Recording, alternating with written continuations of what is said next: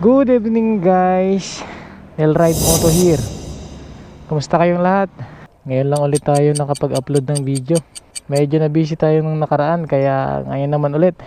So ngayon, gabi tayo magra-ride kasi alam naman natin na dito sa ating XRM 125 merong isa sa pinaka-common issue na ating na-experience dito. At syempre, alam natin na ito yung ating headlight. Mahina yung stock na headlight ng XRM 125. So syempre, kapag bumibiyahe tayo ng gabi, gusto natin na maliwanag yung ating nakikita para naman makaiwas tayo sa mga lubak. At syempre, para safe naman ng ating biyahe, di ba? Mas gugustuhin natin na maging maliwanag yung ating ilaw, lalo na pag gabi. Kaya yung iba, nagkakabit sila ng mga auxiliary lights para maliwanag yung ilaw nila. Pero sa atin, hindi tayo nagkabit ng auxiliary lights, pero nag-upgrade tayo ng ating headlight. So ngayon, kaya gabi tayo magra-ride para matest natin kung gaano nga ba kaliwanag ang ating headlight sa lugar nyo guys, gaano kadilim. So ngayon guys, susubukan natin ang ating bagong headlight. Ang ginawa pala natin guys ay ating battery operated. Naglagay din ako ng switch, kaya i-on na natin.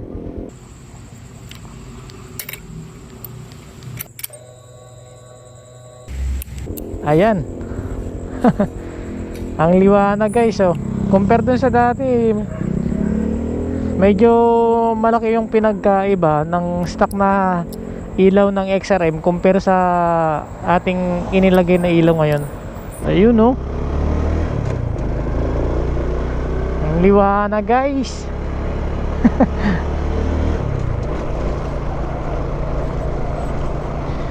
Siguro kung mapapansin nyo ang ating dating video na kung saan yung ating gamit pang headlight ay yung stock na headlight pa nitong ating XRM 125. Kung i-compare mo yung dating video,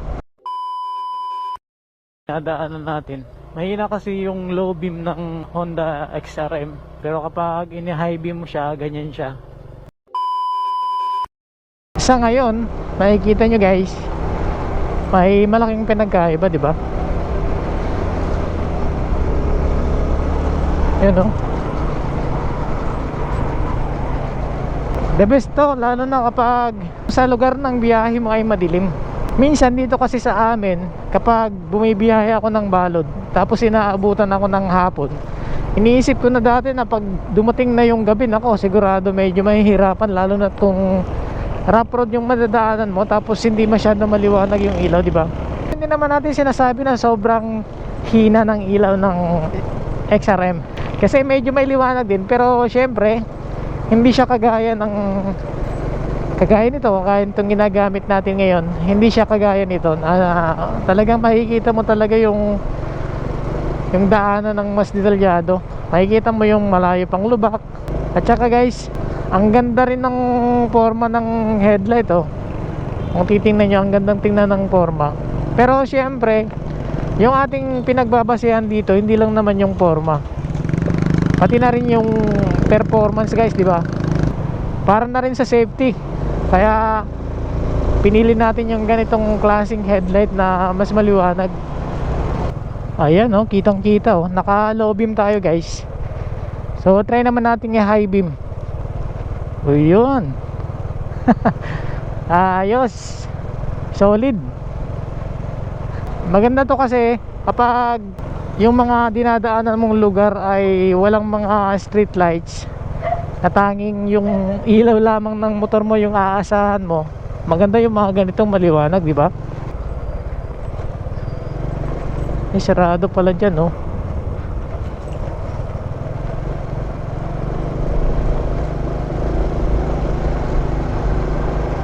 Ayan, no? Ang kinagandahan ng ganitong nabili nating ilaw para dito sa ating XRM 125 headlight ay plug and play.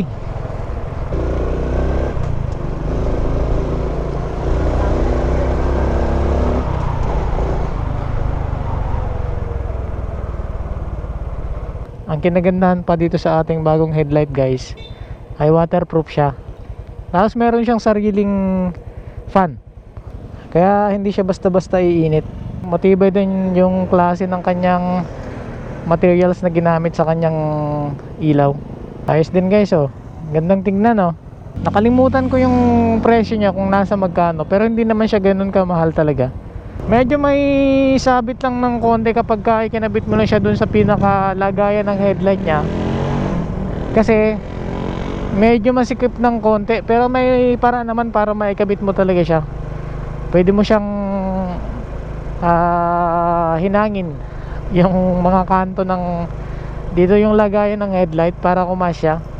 Pero hindi naman ganun kalaki talaga yung diferensya compare dito sa pinakalagayan. Parang may sabit lang ng konti, kaya pwede mo siyang hinangin para sumakto talaga.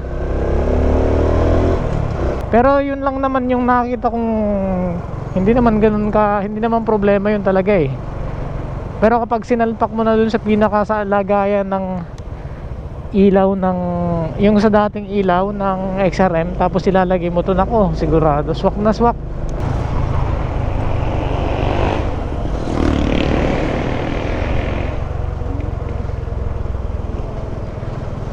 Dati yung ginagawa ko sa stock na ilaw ng aking XRM, para mukhang medyo maliwanag siya, hindi ko masyadong sinasagad yung pag-press ng high beam.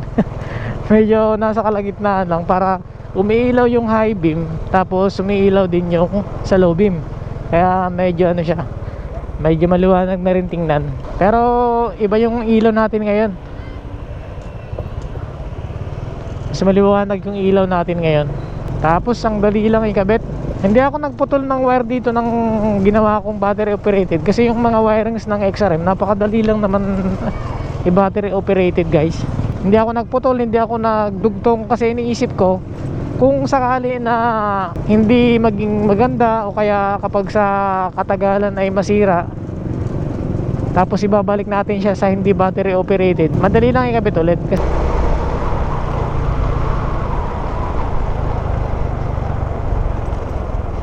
Yung ilaw pala niya guys ay kulay puti lang, wala siyang ibang ilaw. Para sa akin ay satisfied naman ako sa ganitong klaseng ilaw na ikinabit natin dito sa ating XRM 125. Solid naman ang naging performance ng ating bagong ilaw, kaya naman masasabi nating solid. So yun guys, maraming salamat sa inyong panonood sa ating video ngayon, at sana patuloy nyo pa rin panoorin ng ating mga video sa mga susunod nating upload. Maraming salamat sa inyong patuloy na suporta, at maraming salamat sa inyong panonood. Hanggang dito na lang muna ang ating video. Maraming salamat. Ride safe always, at this is Nel Ride Moto. Thank you.